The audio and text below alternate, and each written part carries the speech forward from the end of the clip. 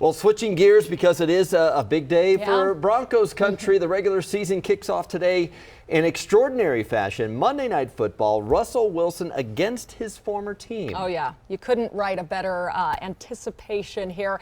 We're checking in with Broncos insider Troy Rank in just a moment. We want to start, though, with Denver7's Jason Grenauer because, Jason, there are some loud and proud Broncos fans in the Emerald City there.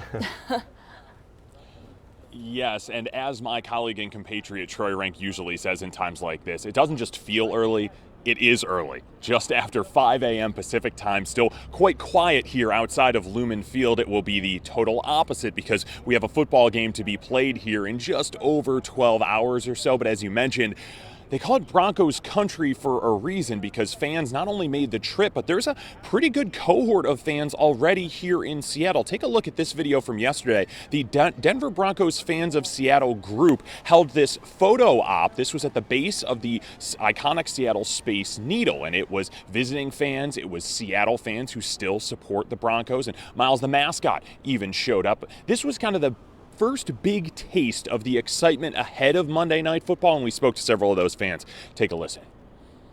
A lot of us, so this is a community that there's a lot of people that just grew up as Bronco fans. There's people that are from Denver. Let's ride! We've been out here for 4 years, but we'll always be diehard Bronco fans. Always bleed orange and blue. Go Broncos! Go Broncos always! It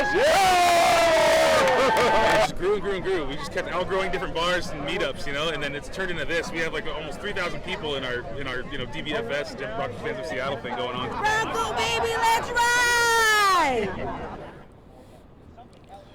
And here is the end result, that photo, Broncos Country there at the base of the Space Needle. That Denver Bronco Fans of Seattle group expects many more Bronco fans to be here at the stadium a little bit later on tonight for Monday Night Football. But after that picture was taken, fans then gathered for what they called an Orange Herd Rally, and the team actually sent some surprise guests to meet up with Broncos fans. We will have that for you coming up in our next half hour. For now, reporting live from a still dark, still sleepy Seattle. I'm sure things will change. I'm Jason Grenauer, Denver7. Oh, yeah, it's going to be loud at Lumen Field tonight, but hopefully the Broncos fans will counter the 12th man of the Seahawks. Thank you, Jason. We'll talk to you here in just a bit. Of course, the big question tonight is how will Russell Wilson do? Yeah, we know he has been ready to play since the schedule first came out back in May.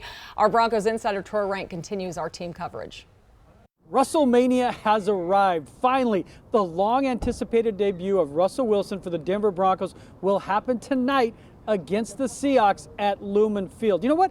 I think Russell Wilson's going to play well. He's 10-3 on Monday night. He's undefeated in his last 3 openers with 10 touchdowns and no interceptions. As for his teammates, Broncos haven't exactly played a lot of meaningful games the last 6 years, but Russell Wilson will help calm them, be a soothing presence, and he's remained diplomatic this week amid controversy. I don't worry about all that stuff. I mean, people have opinions and thoughts and ideas, and everybody has their own right to think what they want to think.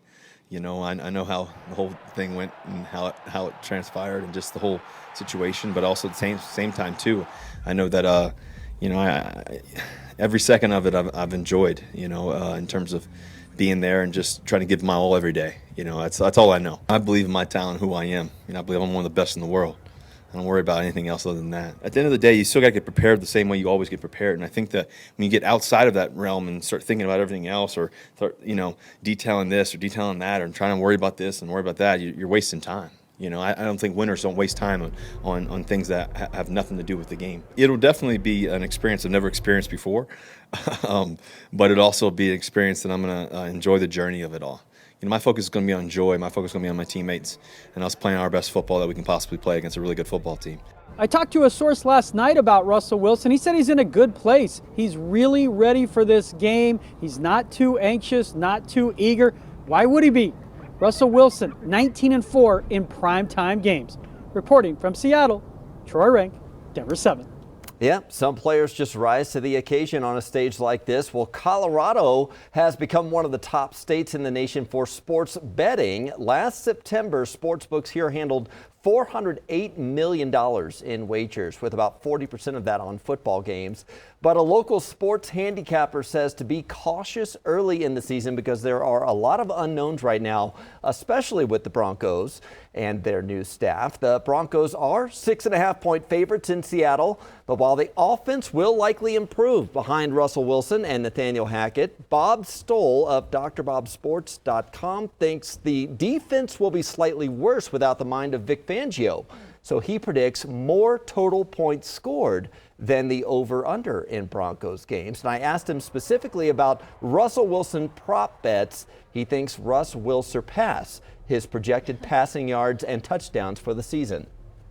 Russell Wilson's at, I think his over-under on touchdown passes is 31 around there and 4,000 passing yards. Those are pretty much in line with his per game averages over the course of his career. But I think they're going to throw more than they, at Denver than they did in Seattle. I mean, yeah, so if you're betting, he says the average bettor wins 49.7% of their bets. Now that's less than a coin flip, keep in mind. You do have to win 52.4% of your bets to even just break even. So he suggests just write down your bets, see how many you actually win.